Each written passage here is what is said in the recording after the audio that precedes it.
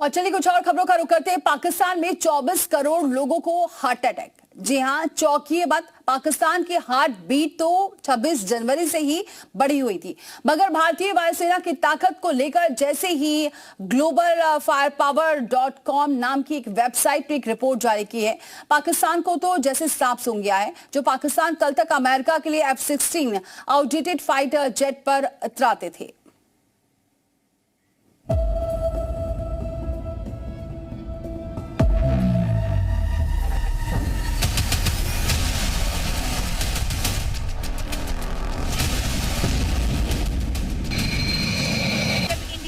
एक रॉकेट फेंका था तो हमारे रडार में नहीं आया। ब्रह्मोस 3 दिन से पाकिस्तानियों की नींद उड़ी हुई है। एयरफोर्स तब जाके इंडिया का मुकाबला कर सकती है अगर हमारे पास ये कैपेबिलिटी हो। 3 दिन से पाकिस्तानी सो नहीं पा रहे हैं। अब थोड़े से जहाज रह गए हैं तो वो पुराने आउटडेटेड होते जा रहे हैं। और 3 दिन से पाकिस्तानियों की हार्ट बीट बढ़ी हुई है। सो पाकिस्तान अगर ये 5th generation stealth fighter jet नहीं लेता, ये जिसे FC-31 कहा जा रहा है, ठीक है जी, तो ये आप समझ लें कि हमारे लिए मसला होगा। लेकिन सवाल है कि क्यों और कैसे।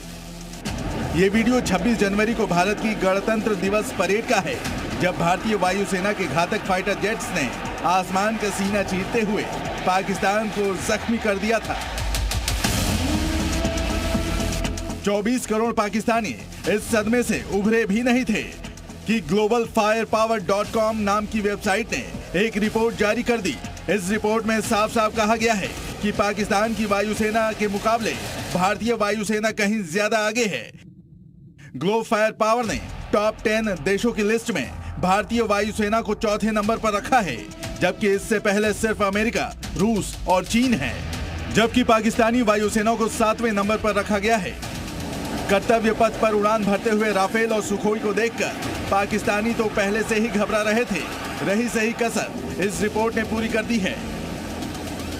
मैं बाइसियत पाकिस्तानी को अगर पूछें तो मैं नहीं समझता हूं कि इंडिया को हम दुश्मन समझे। दुश्मनी उससे होती है जो आपके लेवल का हो। और क्या बात कर दी आपने? इंडिया हमारे से बहुत मजबूत मुल्क है। हमें ये चाहिए इकॉनमी को हम इंडिया के साथ अपने अच्छे ताल्लुकात रखें, क्योंकि इंडिया एक पावर बन चुका है, इसे तस्लीम करना होगा। कश्मीर के मामले के ऊपर भी हमें उन्हें निगोशिएशन करना चाहिए। इधर बबक्यू से कुछ नहीं होता। मैं इधर जो है यहाँ के DC को कह दूँ कि तू आ, मैं तुझे देख लेता हूँ, तो फिर वो देख ही लेगा ना। भाई वाह, ये हुई ना समझदारी वाली बात। सही भी है, जितना जल्दी समझ लो उतना अच्छा है। अगर समझ ना आता हो तो जरा इन आंकड़ों पर गौर फरमा लो। पाकिस्तान के पास 147 चाइनीज J-17 थंडर विमान है, जिनकी कोई गारंटी नहीं, युद्ध लड़ने का कोई ट्रैक रिकॉर्ड नहीं। दूसरे हैं फ्रांस के कई दशक पहले लिए मिराज 2000, ये भी 250 के करीब है, मगर सभी रिटायर होने की हालत में हैं। तीसरा है अमेरिका से मिला F-16 फाइटर जेट, जिनकी संख्या करीब 52 है। लेकिन भिखारी पाकिस्तान इनकी मेंटेनेंस नहीं कर पा रहा है और इनकी भी हालत बेहद खराब है। पाकिस्तानी एक्सपर्ट्स खुद मानते हैं कि अगर युद्ध की हालत आ गई तो आधे से ज्यादा विमान उड़ान ही नहीं भर पाएंगे। एयरफोर्स तब जाके इंडिया का मुकाबला कर सकती है अगर हमारे पास ये कैपेबिलिटी हो। F-16 पुराने हो गए, जो हम फ्रांस से लेते थे जहाज सारे पुराने हो गए।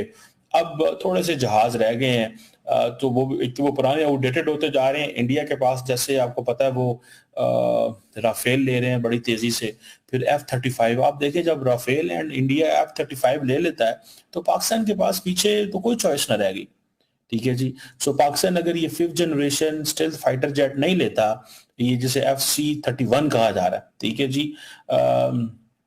तो ये आप समझ लें कि हमारे लिए मसला होगा। वैसे पाकिस्तान के F-16 का ट्रैक रिकॉर्ड कैसा है ये ज्यादा बताने की जरूरत नहीं है, ना ही पाकिस्तान को इसे लेकर शेखी बखारने की जरूरत है, क्योंकि बालाकोट में एयर स्ट्राइक के बाद जब भारत और पाकिस्तान के बीच तनाव बढ़ा था, तब विंग कमांडर रहे अभिनंदन ने अपने MiG-21 फाइटर जेट से पाकिस्तानी F-16 को मार गिराया था।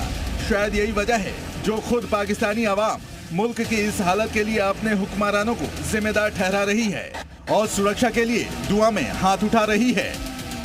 अल्लाह ताला इनको गर्क करे। अल्लाह, मैं कहता हूँ हम जिन्होंने हमारे मुल्क के ये हालात किए, हमारा मुल्क, मैं कहता हूँ आप सब मिल के हम अपने मुल्क के लिए दुआ करें। जब तक हम आगे बढ़ेंगे नहीं, ये हम लोग पीछे होते जाएंगे। और साथ इस बुलेटिन में फिलहाल इतना ही, लेकिन खबरों का सिलसिला जारी है।